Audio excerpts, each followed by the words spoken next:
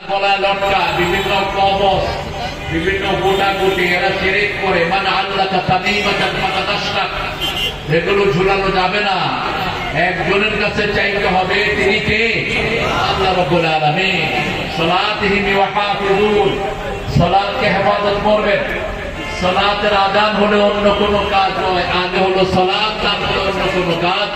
রাসূল সাল্লাল্লাহু আলাইহি ওয়াসাল্লাম বলছেন যে আল্লাহর কাজ আগে করে, আল্লাহ তার সব কাজগুলো নিজে আঞ্জাম দিয়ে দেয়। যে আল্লাহর কাজগুলো আগে করে, আল্লাহ সব কাজগুলো আঞ্জাম দিয়ে দেয়।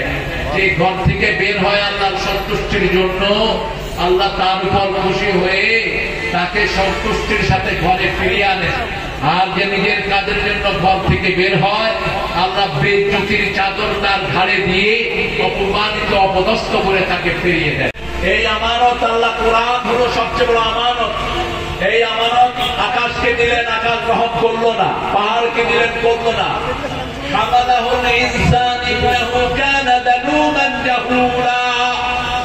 এই আমানত গ্রহণ করেছে মানুষ, এই জন্য মানুষ সবচেয়ে জুলুম করেছে, মানুষ সবচেয়ে অবতার পরিচয় দিয়েছে। কিন্তু এই মানুষের দাম আল্লাহর কাছে সবচেয়ে সবচেয়ে। জান্নাতে সর্বপ্রথম যাবে কারা? মানুষ। মুহাম্মদ সাল্লাল্লাহু। সব নবীরা কি ছিলেন? কি ছিলেন? আরো জোরে বলেন না। মানুষ ছিলেন। কোন নবী ফেরেশতা ছিলেন না, কোন নবী জিন ছিলেন না। সব নবীরা কি আলাইহিমুস সালাতু ওয়াস সালাম আজমাইন। মানুষ হলো সবচেয়ে বড় আমানত, হলো কোরআন। কোরআনের পরেই হলো আপনার রায়, কোরআনের পরেই হলো সালাত, কোরআনের পরেই হলো আত্মীয়তার হক, যেটা সূরা নিসার প্রথম আয়াতে আল্লাহ দুই ভাবে বলেছেন।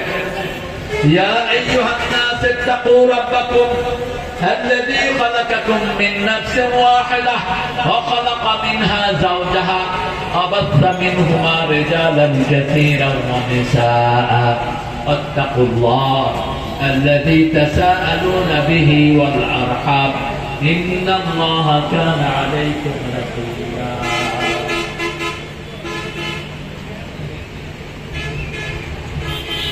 হে মানুষেরা, হে আইয়ুহান নাস ইত্তাকু রাব্বাকুম।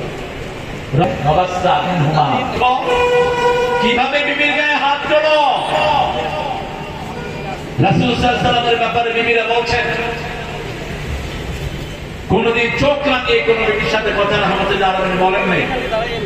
মা সাফিয়া বলছেন, রাহিকুল মাকতুম থেকে বলছি, আমরা কাঁদলে আমাদের চোখের পানি মাটিতে পড়ার আগে রাসূলের হাতে পড়তো। মা সাফিয়া বলছেন, উম্মে সালমা আমাকে বললেন, ইহুদির মেয়ে। আমি কাঁদতে শুরু করলাম, চোখের পানি নিচে পড়ার আগে দেখি যে একটা হাত, তাকিয়ে দেখি রাহমাতাল লিল আলামিন। সাফিয়ার ঘটনা আপনারা জানেন, তিনি ইহুদি পরিবার থেকে এসেছেন। রাসূল সাল্লাল্লাহু আলাইহি ওয়াসাল্লামকে স্বপ্ন দেখেছেন, তিনি মোবাইল বন্ধ করেন, আমার মোবাইল ধরতেছেন। সাফিয়া রাদিয়াল্লাহু আনহা 2 বছর আগে স্বপ্ন দেখেছেন, তিনার কোলে পূর্ণিমার চাঁদ এসেছে। তিনি স্বামীকে স্বপ্ন দিয়ে বললেন, স্বামী ছিল জ্ঞানী ইহুদি, স্বামী বলছে পূর্ণিমার চাঁদ একজনই, তিনি কে? আরে কথা বল না কেন? তাহলে আল বাদরু মিন সানিয়াতিল, একজনই পূর্ণিমার চাঁদ। এমন জোরে থাপ্পড় মেরেছে, মা সাফিয়ার এখানে সবুজ দাগ পড়ে গেছে। সেই সাফিয়া রাদিয়াল্লাহু আনহাকে বিবাহ করেছেন রাসূল যুদ্ধের ময়দানে। বিয়ের পরে রাসূল বললেন, তোমার এখানে দাগ কিসের? তিনি বললেন, এই হলো আমার এই দাগ, এভাবে আমার স্বামী আমাকে মেরেছে। সেই সাফিয়াকে যখন উম্মে সালমা বললেন, তুমি ইহুদির মেয়ে, যেমন আমাদেরকে তো ইহুদির দালাল বলে, কথা বল না? হ্যাঁ, আমরা বলি ইহুদির দালাল, জাকির নায়েক ইহুদির দালাল। সেই ইহুদির দালালের হাতে তো শত শত লোক মুসলমান হয়েছে। সাইদি সাহেব ক্যাট সাহেব বলতো, সাইদি সাহেবের হাতে যত মুসলমান হয়েছে, কার হাতে এত মুসলমান হয়েছে? ঠিক না ঠিক? একদিন 52 জন মুসলমান হয়েছে আল্লামা সাইদির হাতে। আল্লাহ রাব্বুল আলামিন এই মানুষগুলোকে কবুল করেন। আল্লামা সাইদির কবরকে জান্নাতের নূর দিয়ে আল্লাহ ভরপুর করে দেন। কোনদিন প্রতিবাদের জবাব দিতেন না, কোনদিন কত গালিগালাজ লোকেরা করেছে। এই গুণ ছিল আল্লামা মওদুদী রাহমাতুল্লাহর মধ্যে।